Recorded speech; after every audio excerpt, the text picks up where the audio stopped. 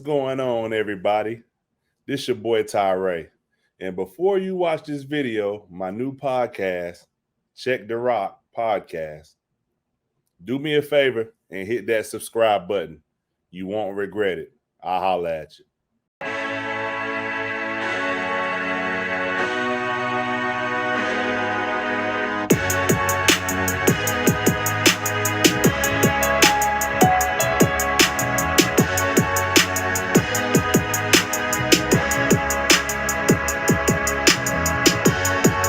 Ladies and gentlemen, back again, Tyrus Ray.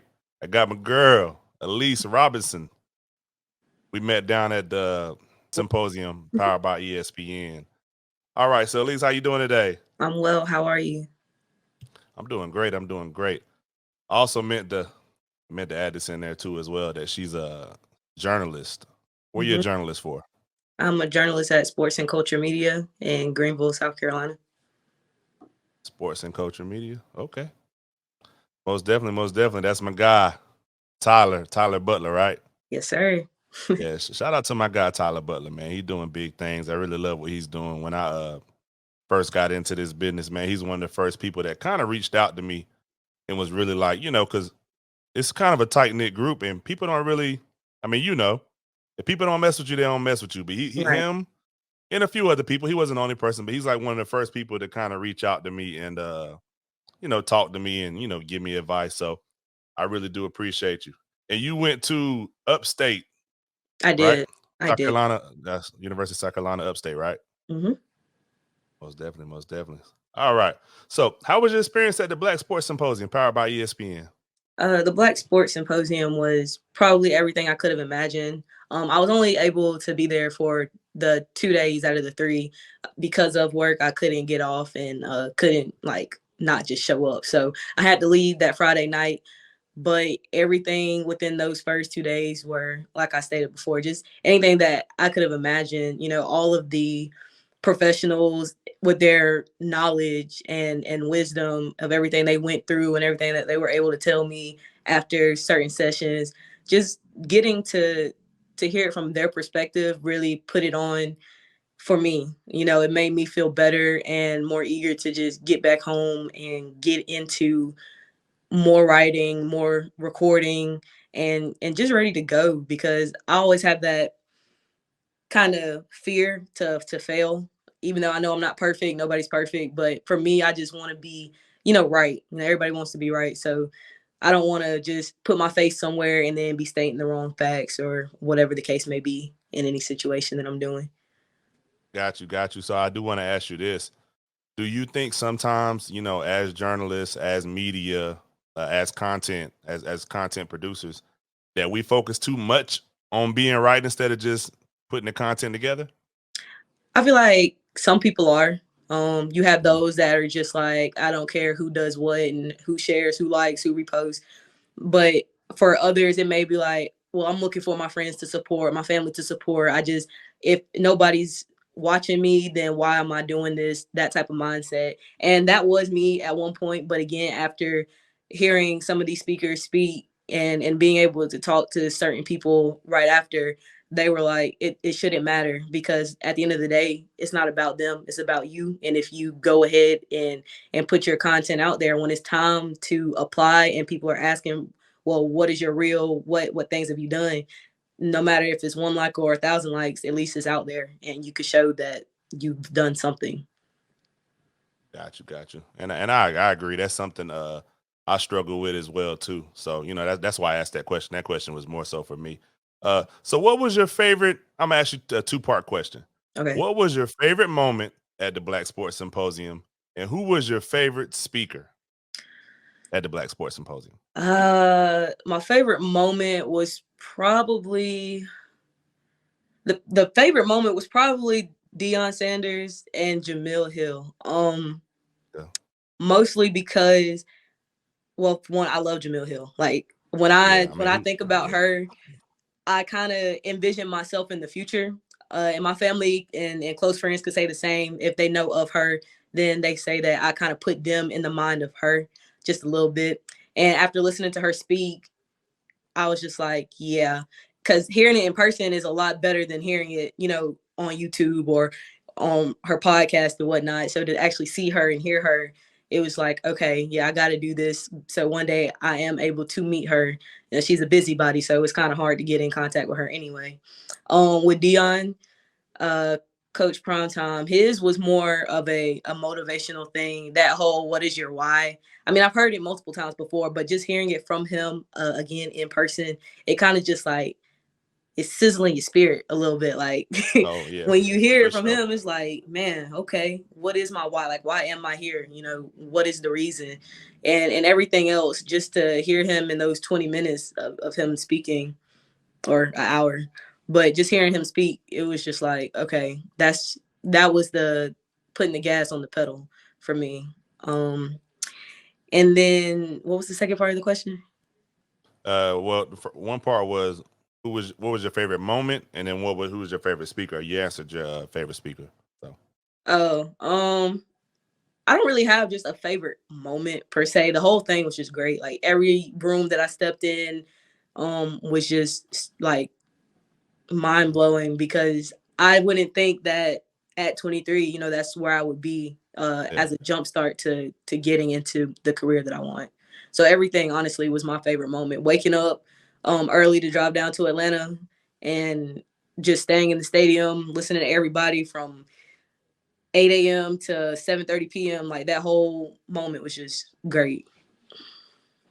yeah, and I tell people it was a great experience. If they would have charged $1,000, right, for the experience, that still wouldn't have been enough money. Like, you know what I mean? Like that's how great it was. And I do want to kind of chime in and say that the favorite moment for me was was when the dude handed the hat to prime time. I thought that was so like I just from like having my own podcast and being in like sports and marketing and all that stuff. I'm like, wow. Hmm.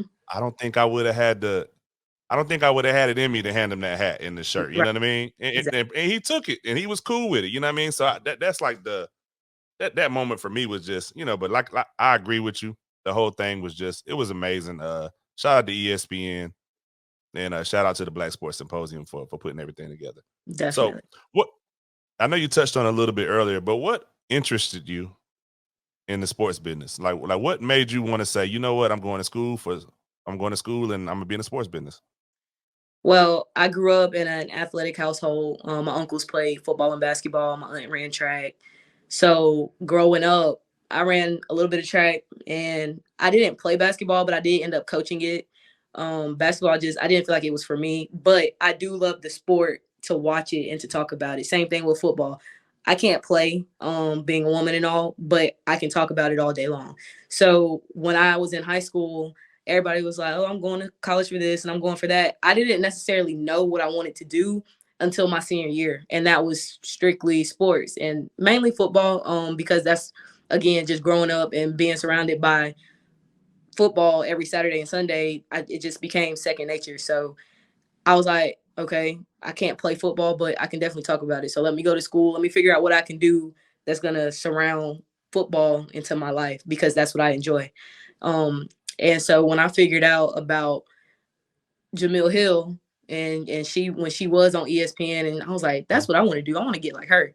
Now she's a journalist and whatnot, and so it just kind of fits hand in hand. Like that's crazy Yeah. because I'm a journalist now, but that's kind of how I figured it out. Just being into sports in general, and going into school and just doing what I can to to help me get there. Getting a degree was just the first of many, and I'm excited to see what I can do next. That's dope. That's dope. Yeah, Jamel Hill, man, she's definitely dope. I remember her from ESPN and kind of her whole journey, and I think that's just it's amazing to see. When you able to look on the TV and see people that look like you doing something that you love to do, it's just so inspiring. So I know you kind of touched on this a little bit too as well. Oh, matter of fact, I'm gonna backtrack real quick. I'm gonna ask you a question. So, what sport you prefer, football or basketball? Football, hands down. Football. That's just Okay. always been like number one for me, again, because that's just what I Mhm. was surrounded around the Mhm. most. Growing up into college, that's when I got into women's basketball, because I was able to actually go to USC Upstate's women's games. Like those were my first Okay. ever women basketball games. I did coach a youth basketball team. It was all girls, ages 9 through 11, I believe. And it was fun just watching them because my sister was playing, so I was able to like help her and the other girls. So that was just fun. But I really didn't get into it until I went to upstate. And now with Tyler in sports and culture, I focus more on NCAA women's basketball. I was able to cover all of South Carolina Gamecocks through that whole tournament and championship, and that was Oh great. wow. And that Wow. opened my eyes a lot more. Being able to even meet Coach Staley and Zaya Cook, and was able to talk to Aaliyah Boston and Destiny Henderson. Just all of them, like they really opened my mind up to women's basketball even more. Especially hearing that some stories like Aaliyah Boston was able to speak at the symposium when she was telling her story. I was like, that's crazy. My sister is literally going through the same thing, and because I live with my sister still, like just seeing her progress in basketball, it really opens up even more. And so now I've really come around back to the basketball side of things, but women's basketball no less, and I love it. Yeah. Shout out to Sanaya Rivers. I know she ain't on the team no more, but she's from North Carolina. I'm from North Carolina, so I just kind of want to shout her out. I had the opportunity to see her play. I think when she was a junior, and to me, she was just amazing. I wish her the best in wherever she goes next. But Mhm. she was just a phenomenal player to me. So you said football. Who's your football team? Cowboys all day, Oh, come all day on. long. I grew into it, man. I grew into it. Dad side, mom James, side, my grandma. James, that does the show with us to say what said again. He's gonna love hearing that, boy. Oh man. So who's the? I won't go there.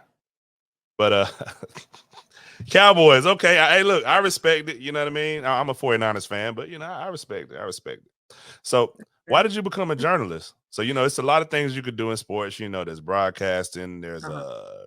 producing. You be behind the camera. What made you want to be a journalist? My opinion, first and foremost, getting what I want to say out there. I feel like I can do it in writing. And even though a lot of people, when they read articles, you really don't want to hear about people's opinions. You want to hear about the game. But I have gotten so used to writing different articles, I can put my opinion in there without talking about it too much, but talking about it enough. That also keeps the reader reading, and maybe they'll see it from my point of view. Once I get more in tune with writing as the seasons progress, because again, last year was my first season actually focusing on teams. Mhm. But this year I really want to I want to do what I can, especially whatever Tyler needs, he'll get. But I'm really just excited because I've written some articles so far, just about small things. I haven't published it or put it anywhere, but just for my sake to see what I can do, and to keep my mind fresh about writing different articles, I would like just to do. But definitely, my opinion is probably the first thing to inspire me to be a journalist. And secondly, I just like talking about it. I don't want to really Yeah. talk from behind the camera, or because nobody really pays attention to those behind the scenes, if that makes sense. I mean, that gets your production out. That's cool. That's great. But to be in front of the camera, talking with the athletes, talking with the coaches, like that's just my whole little forte. And I love the one-on-one connections I can get with certain players, especially high school athletes. That's what I focus on the most now. Men and women, young, older, it doesn't matter as long as they're in high school, and I'm covering that team. I will make it my way to talk to either the star athlete on the bench. It doesn't matter. Like I will end up talking to them and just getting their opinion, how they feel that they did in the game, or what could they have done better.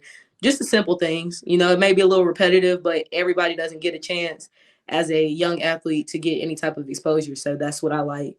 I like to be able to help them and to stay with them. A lot of reporters or journalists or analysts or whatever you want to call them, they'll talk with somebody and then that'll be it. You won't hear from them no more.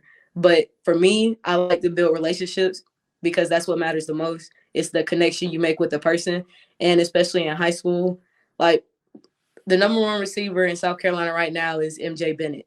And I know him. He goes to the school that I graduated from, and I'll also cover that same school. So I spoke with him last year, and he has, I believe, over 20 scholarships to play football somewhere. Um, he just recently got one from Alabama, but he has not committed anywhere yet. I mean, he's only 16, so that's really the main case in Jeez. point. Like, I have spoken with him before. He knows who I am, and as the season comes back around, I will be there again, whether in person or just hitting him up on social media, whatever the case may be, just to get in with him. Like, hey, can we talk about XYZ? You know, whatever it is. But I made it my promise to keep up with him as he continues to grow, and that's exactly what it's going to be. So it's the relationships that matter as a journalist and a reporter. That's definitely a great answer. And I want to salute y'all over there at Sports and Culture because y'all really tap into the youth. And I noticed that. I see him talking with the girls basketball team. And I see y'all talking with some of everybody. And I wish I was tapped into my area like y'all are. And I just want to salute y'all and give y'all flowers while y'all still here, man. Because like I said, that is great because y'all going to the root. You know what I mean? You're going Mm-hmm. to the root of the tree. You're not waiting till the fruit starts Right. growing to pick it. You know what I'm saying? You down there doing that work, and as that person grow, you'll continue to grow with them. Mm-hmm. You know what I mean? In journalism, them in their perspective field, whether that be sports or whether they go off and do something else. Right. But that's great. That's a great answer. That gives me a different perspective as well. So what would you say? I know you're young in your journalism career. I know you mentioned covering the South Carolina team. I know I seen you've been, covering Clemson, and was it spring training or training camp or whatever? Yeah, they're Uh, pro. wh- Yeah, I was able to do that. okay. So, what do you feel like is if you had to say pick one thing and say this is my biggest accomplishment so far? What would you say, or what are you most proud of? Just as like personally, or with the whole sports and culture thing, or both. Uh, give me both. Give me sports and culture, then give me personally. Okay, with sports and culture, my biggest accomplishment probably has to be the Black Sports Business Symposium. Okay. Someone had sent it to Tyler, and he sent it to me, and had asked me if I was gonna be able to go, and I had looked at the dates. I was like, yeah, I can go. And so without whoever sending it out to him, and without him sending it to me, I wouldn't be here now. You know, so that's probably my biggest accomplishment because it's outside of Greenville. This was held in Atlanta. It was my first business trip, if you will, Yeah. and I'm not a shy person, but I observe before I get to talking. So for me to be able to take on the task to come down to Atlanta was probably the biggest thing that I've done with sports and culture attached to my name. So yeah. Like I said, And shout out to personally, sports and culture. yes, big shout out to sports and culture. Big shout out to Tyler and Porter. They were the ones that started, and I couldn't be more thankful for the both of them. But for me personally, I just gotta say growth, honestly. Because again, just at 23, at 21, I wouldn't think that this is what I would be doing, 2 years later. I was still in school. I really didn't know what I was going to do after graduating because getting into the sports field is hard, especially when you want to cover certain sports. Like, I could probably cover, I don't know, baseball or hockey, but I don't know anything about baseball and hockey. But that's popular in South Carolina. Yeah. Greenville has Hmm. a hockey team and a baseball team. But, with Clemson, you got to be enrolled as a student. And with South Carolina, you got to be in Columbia, and I'm neither. So I was like, dang, I really don't know how I'm going to do this. But thankfully, with sports and culture, it's opened my opportunities up a lot more than I would think that it has. So very grateful for that. Got you. Yeah, I mean that's like you say, man. I seen something the other day that said, networking get you into and get you in the areas that a degree can't. And it's great that you have both. You know what I mean? But you also, you have the sports and culture behind you. Then you have your personality, and then you also have, your degree. So you kind of have the best of all worlds. So before we do leave, I do want to ask you a little football question, Okay. and I think I know what the answer is going to be. What the Cowboys going to do next season? I, It, I got to see if you're a realistic fan or I got to see. they're gonna fight. That's all that they can do. And I'm only saying that Yeah. because Dallas is not gonna get anywhere with no secondary. And Dallas isn't gonna get anywhere without healthy players as far as the O line goes. Without the O line, that can't have enough time to get the ball out. And also, the receiver core is kind of weak now. So they just got to fight, man. That's really the only thing that I can say because you got to, I mean, you're not getting your wide receiver one until 6 weeks Yeah. later, and a lot can happen in 6 weeks. Then you got a rookie receiver coming. He's never been on a professional field. With the defense, I mean, we got Trey Diggs, but Trey gets burned on the double move. So if he doesn't lock that up, then it's over. He catches 50-50 ball, it's Diggs Island every now and then, but you can't just, he's one player. So you need someone on the opposite side. You got to have people stopping the run. That's Dallas's weakness. Michael Parsons can't do it all. I would love for him to, but you're going to tire the man out. And it's only his second year. It's going to be his second year. So he needs help too. So That's so 17 games. If you had to put a number on it, what would you say? I'll have to look back at the schedule. But either way, Dallas has the potential. I think I said this Mhm. earlier when I did see the schedule. Dallas has the potential to win at least 13 games, at least. Mhm. But 13, realistically, I probably give them 10. 10 and 7. 10, That I think yeah, 10-7. I think that's what I gave him. I mean, the thing is this: the NFC East, man, it's the NFC East, right? So even though I do feel like the Eagles did get better, I don't Oh, they hundred definitely percent. did. The Eagles won the Yeah, they, draft. they got they got better. I just have to see Jalen Hurts, man. I mean, if he doesn't produce this year, I don't think he gets much of an excuse. But I mean, that's neither here nor there, right? Right. But I do think it'll be between y'all and them. Of Right. course. I do like Washington's defense, and they did just re-sign Terry McLaurin. But And Chase Young I've is up. said this to yeah, So and Chase Young is healthy. I've said this the last probably 3 years. I feel like y'all the most talented team in the division, but I do feel like this year is probably the closest that the talent has been. yeah. Right. So I think this is the closest that the talent has been within the last 3-4 years. But I do feel like the last couple of years y'all were head and heels above everybody else. As far as talent goes, you had the best quarterback in the division. Um, Running back, I would love to say when everybody's healthy, he's the best running back. I do like Saquon, but I think Zeke is more proven.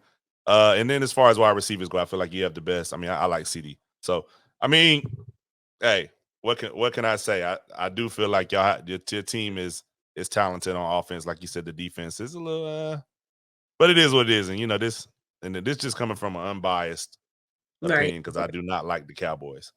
So Like so 90% most definitely. But good.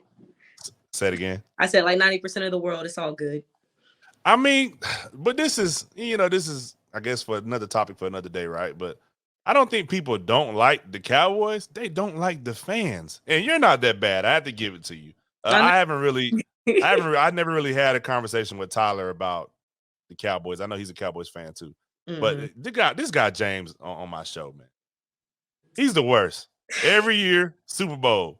Every year, 16-0. After they lose their first game, oh, it's 15-1. Oh, I said 14-2. Oh, I said 13-3.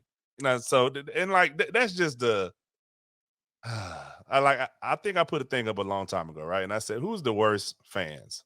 Cowboy fans, Duke fans, LeBron fans, or was it LeBron haters or something like that? It's And definitely it's definitely who? it's LeBron for sure. Oh, Because I you did that hated their LeBron. fans up until he came to LA. Because I grew up a Kobe fan, so everything was Yeah. all Kobe.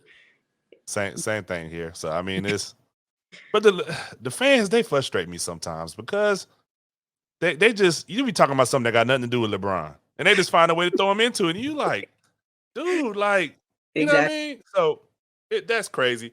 But like I said, Elise Robinson, I'm sorry. No, From sports and culture. She's covered Clemson.